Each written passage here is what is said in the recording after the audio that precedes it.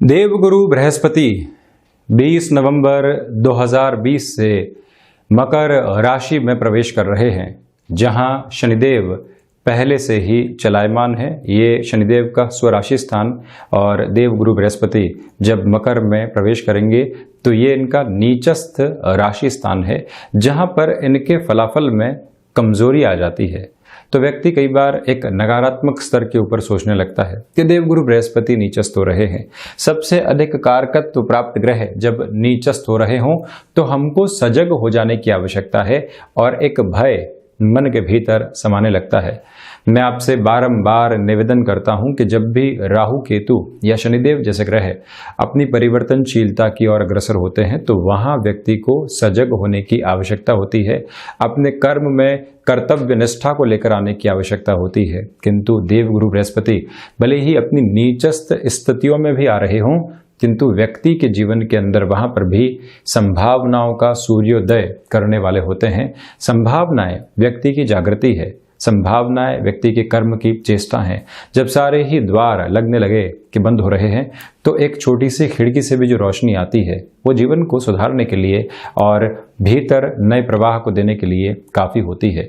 तो जब भी 20 नवंबर 2020 से 20 नवंबर 2021 तक देव गुरु बृहस्पति मकरस्थ चलायमान रहेंगे तो यहाँ अप्रैल से सितंबर के मध्य ऐसा अंतराल भी आएगा जब देव गुरु बृहस्पति अतिचारी होकर कुंभ में भी चलने वाले होंगे और उसी समय की परिधियों के अंदर देवगुरु वक्री भी होंगे, मार्गी भी होते चले जाएंगे। 3 नक्षत्रों की प्रमुख स्थितियों से देवगुरु इस पूरे ही संचरण को पूरा करने वाले रहेंगे। विशेष दृष्टियों के साथ में चलने वाला ग्रह, साथ में ही धन, कुटुंब, वाणी, शिक्षा, संतान, आकस्मिक धन लाभ, वहीं परिवार वृद्धि की संभावनाएं, द्वितीय त्रिकोण के साथ में भक्ति की जुड़ी हुई स्थितियां, तो वहीं नवम भाव के साथ में आध्यात्मिक चेतनाएं किस तरह से प्रस्फुटित होती चली जाती हैं। और वहीं दशम भाव का कारकत्व भी देवगुरु बृहस्पति के पास में रहता है, जहां से आजीविका के साधन किस तरह से विकसित होंगे। सर्वांगीण लाभ की स्थितियों में भी देवगुरु बृहस्पति का हस्तक्षेप प्रमुख रहता है।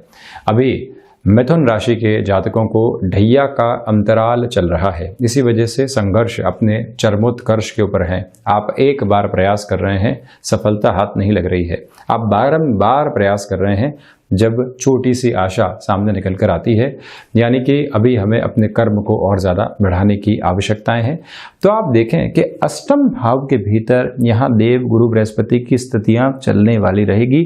प्रमुख तौर के ऊपर ये समझा जाना आवश्यक है कि जब अष्टम और द्वादश का संबंध बनता है तो विदेश संबंधी कार्यों के अंदर गति निकल कर आने वाली होती है।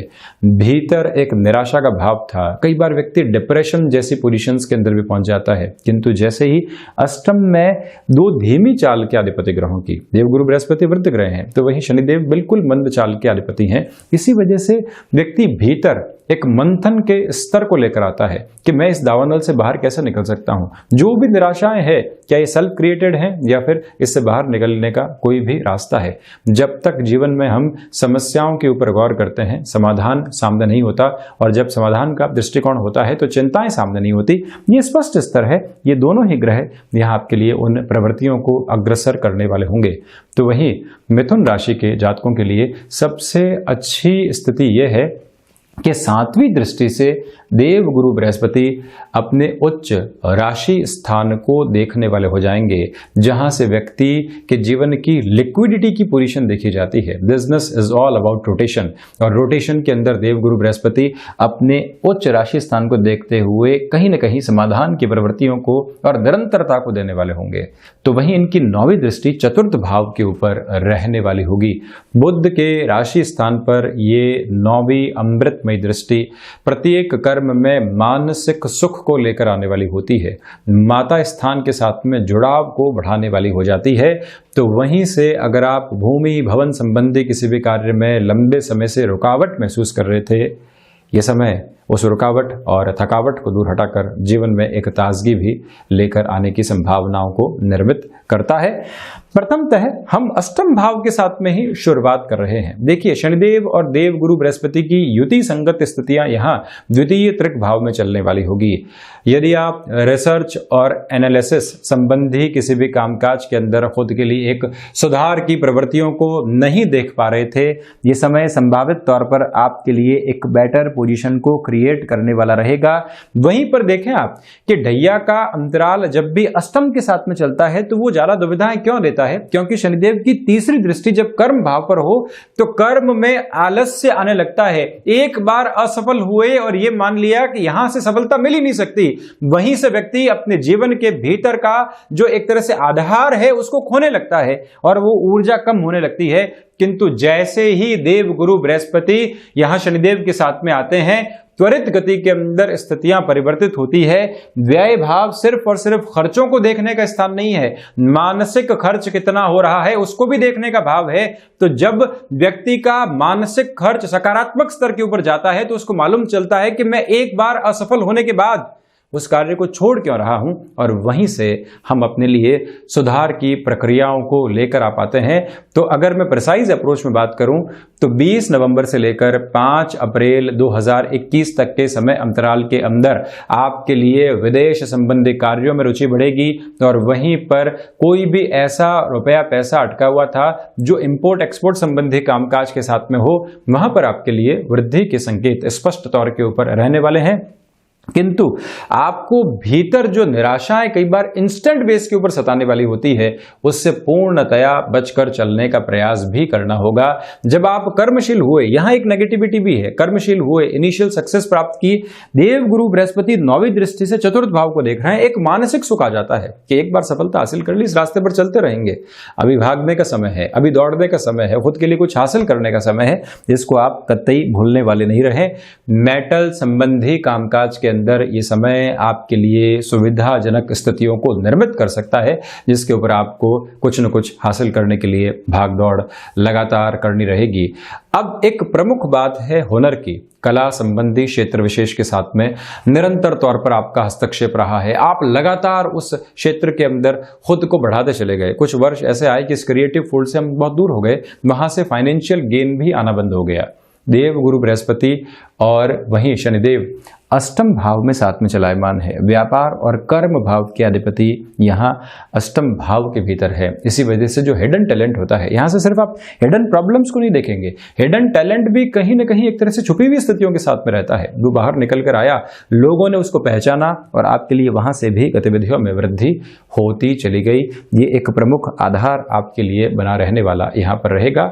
विदेश संबंधी नौकरी हो गया, व्यापार हो गया, इंपोर्ट एक्सपोर्ट संबंधी कामकाज हो गए, मेटल संबंधी कामकाज, रिसर्च एनालिसिस का फील्ड और हिडन पोजीशंस के साथ में जुड़ा हुआ कोई भी आपके लिए क्रिएटिव प्रोसेस है, उन सभी जगह अष्टम भाव में वृद्धि देखने को मिलेगी। इनिशियल सक्सेस से आपको कहीं पर भी एक रिलीफ की तरफ, मानसिक सुख की ओर नहीं जाना है। तो वहीं द्वादश भाव, आप यहां देखें कि राहु जब भी शुक्र के राशि स्थान में होते हैं, भले ही शुक्र स्वयं यहां द्वादश में हो या राहु हो, अनर्गल खर्चों को बढ़ाने वाले होते हैं। एक व्यापार की शुरुआत हमने ढैया के अंतराल में की, पहले से संघर्ष है। कोई व्यक्ति सलाह देता है कि इन खर्चों को बढ़ा दीजिए, यहां थोड़ी सी चमक दमक आप बढ़ा दीजिए, इस व्यक्ति को जोड़ दीजिए और यहां से आपका व्यापार चलने लगेगा।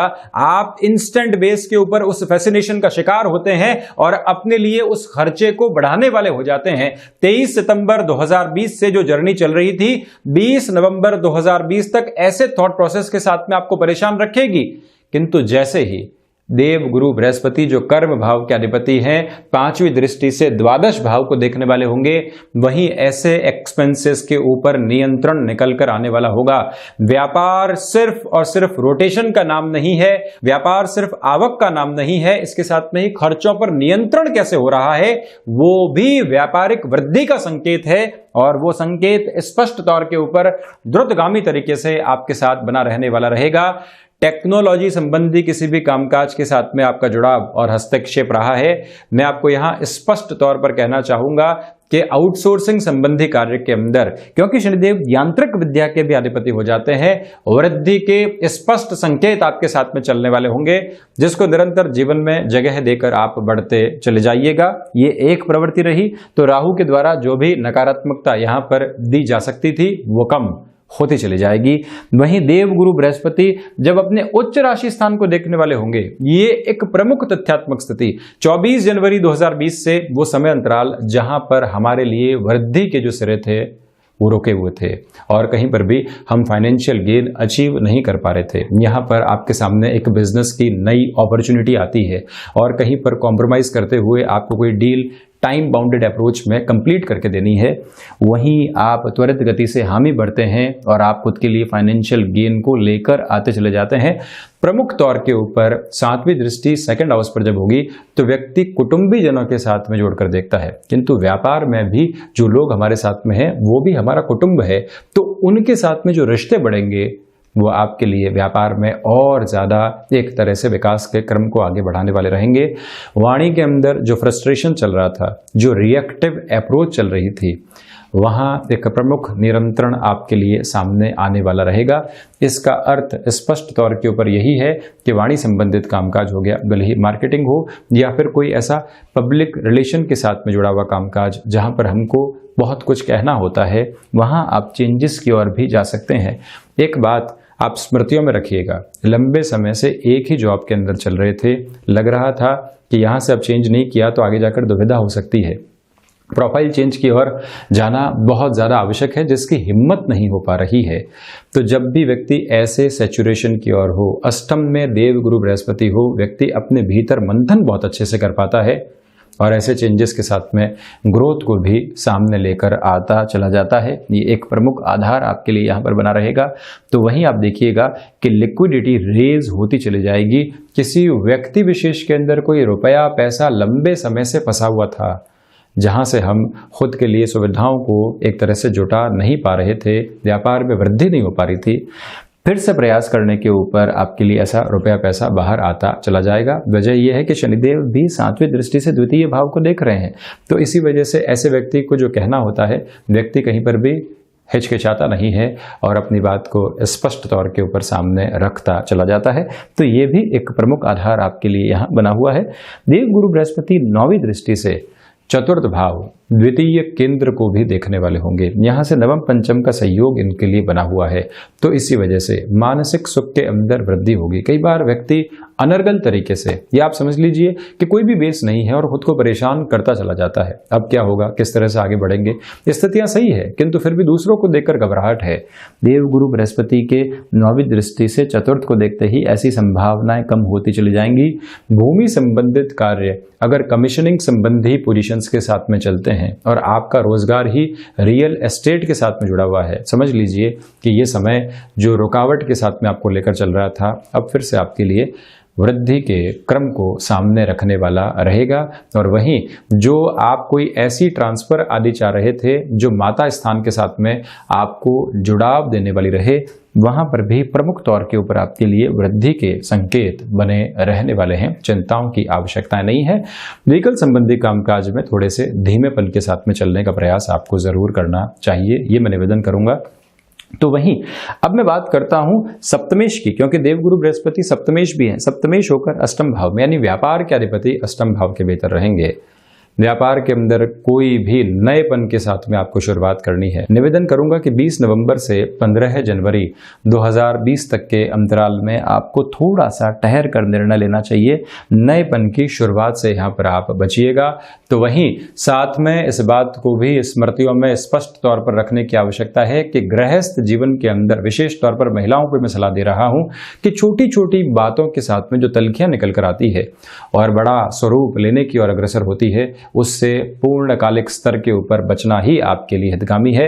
व्यापारिक साझेदारियों में नएपन से आप पूर्णतया बचकर चलिएगा। वहीं कर्म भाव के यानी दशमेश भी अष्टम भाव के भीतर हैं। 3-11 का संबंध बना हुआ है। निर्णायक मौकों के ऊपर कई बार इच्छा शक्ति व्यक्ति का साथ छोड़ देती है। तो इसी वजह से आप ये ध्यान रखिएगा कि जो निर्णायक मौका सामने आया है वहां पर तो पूरी ऊर्जा के साथ में हमको परफॉर्म करना ही है, जिससे कि संकेतों में स्पष्टता आपके लिए बनी रहे। रोजगार के साधन यहाँ पर विकसित होते चले जाएंगे, किंतु उनको पहचानना भी अति आवश्यक आपके लिए यहाँ रहने वाला है। पिता के साथ किसी भी कामकाज में आप जुड़े हुए हैं, ये ध्यान रखिएगा कि वहाँ थोड़ा अधिक संभलने की आवश्यकताएं आपको है। ऐसे किसी भी नौकरी पेशा जीवन में परिवर्तन की ओर आप नहीं जाएं जहां बहुत बड़ी रिस्क साथ में शुमार होकर चल रही है। ऐसी प्रवृत्तियों से आपको बचने की आवश्यकताएं पूर्णकालिक स्तर पर रहेंगी। तो वहीं आप देखें कि नवम का जो कारकत्व है वो भी देवगुरु के पास में है। एक तरह से ये 2/12 का संबंध हो गया यहाँ से। इसी वजह से मैं आपसे ये भी निवेदन करना चाहूँगा कि जब यहाँ के अधिपति और कारकाधिपति दोनों ही साथ में हो तो भाग्य का सहयोग निर्णायक मौकों के ऊपर थोड़ा सा दूर हो जाता है, जिससे संभलना होगा। विदेश संबंधी स्थितियों के साथ में शिक्षा चल रही है तब तो समय को फिर भी बेहतर कहा जा सकता है। अन्यत्र स्थितियों में हायर एजुकेशन में थोड़ी सी प्रॉब्लम निकल कर आने वाली रहेगी। अब जो आध्यात्मिक चिंतन विकसित होना चाहिए उसका स्वरूप बहुत बेहतर है। जब व्यक्ति मेडिटेशन की ओर जाता है, बहुत लंबे समय से 50 वर्ष की आयु पूर्ण कर ली, एक इच्छा रही है कि मैं मेडिटेशन के साथ में जुड़ूं, एकांत के साथ में खुद के भीतर एक तरह से नजर दौड़ाने वाला हूं, ये समय वहां आपको सपोर्ट करने वाला रहेगा। ऑकल्ट साइंसेस के साथ में अगर आप जुड़ना चाहते हैं, ऐसे किसी भी शिक्षा की ओर जाना चाहते हैं, तब भी समय सारगर्भित स्तर के ऊपर बेहतर है। अनुभव थोड़ा सा धोखा दे सकते हैं आपको। तो वहीं सर्वांगीण लाभ की प्रवृत्तियां लगातार जागृत रहेगी। 4-10 का संबंध है, तो इसी वजह से आप देखेंगे कि जो भी गेन आने हैं वो हिडन पोजीशंस के साथ में आने वाले होंगे। कोई ऐसा मोड़ आया जो कि आपको बहुत आसानी से रास्ता चेंज करवा कर चला गया, लाभ भी दे गया, किंतु आप उसको पूरे तरीके से महसूस नहीं कर पाए। यही प्रवृत्तियां यहाँ आपके सम्मुख रहने वाली है। अब सबसे विशेष पंचम भाव का कारकत्व, तो शिक्षा संबंधी गतिविधियों में थोड़ी सी दिक्कतें और दुविधाएं सामने आपके निकल कर आ सकती है। इस बात का आप ख्याल रखिएगा। आकस्मिक धन लाभ प्राप्त होंगे ढैया के अंतराल में भी आपके कार्यों के द्वारा, किंतु उनको सहेजना कैसे है उसके ऊपर बहुत ज्यादा मेहनत करने की आवश्यकताएं रहेंगी। जो भी महिलाएं फैमिली वे की ओर हैं उनको ट्रैवल अवॉइड करने की सलाह मैं यहाँ पर जरूर दूंगा। शिक्षा संबंधी क्षेत्र विशेष के साथ में किसी भी इनोवेटिव पोजीशन की ओर आप जाना चाहते हैं, तब भी अपने समय को आप स्पष्ट तौर के ऊपर सार्थक मानकर चलिएगा।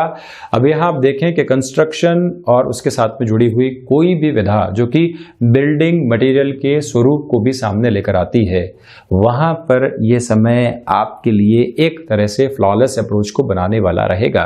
वजह यह है कि देव गुरु बृहस्पति शनिदेव के साथ में जो इन सारे ही क्षेत्रों का आधिपत्य रखने वाले हो जाते हैं, वहाँ से जुड़ाव रख रहे हैं और इनकी दृष्टि यहाँ चतुर्थ भाव जो कि भूमि भाव है उसके पर बनी हुई है।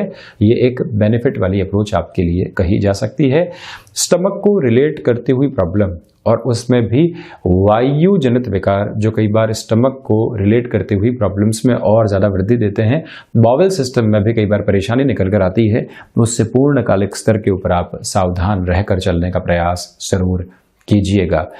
तो 20 नवंबर से जो ये परिवर्तन हमारे सामने आ रहा है, ये देव गुरु बृहस्पति की इन सारी ही स्थितियों के साथ में लगातार चलायमान रहने वाला है। राहु के द्वारा जो अंतर चेतनाओं को प्रभावित किया जा रहा था, वहां पर भी कमी आती चली जाएगी। खर्चों पर कुल जमाजोड़ नियंत्रण है। परिवर्तन की स्वीकारोक्ति यहाँ पर आवश्यक रहेगी। ढैया के साथ में संघर्ष है, किंतु अब संघर्षों के साथ में सुकून भी समाहित रहने वाला है। हम ऐसे ही चर्चाओं के साथ निरंतर हाजिर होते रहेंगे। यहाँ आज अपनी वाणी को विराम देते हैं। बहुत बहुत धन्यवाद और हृदय से आभार।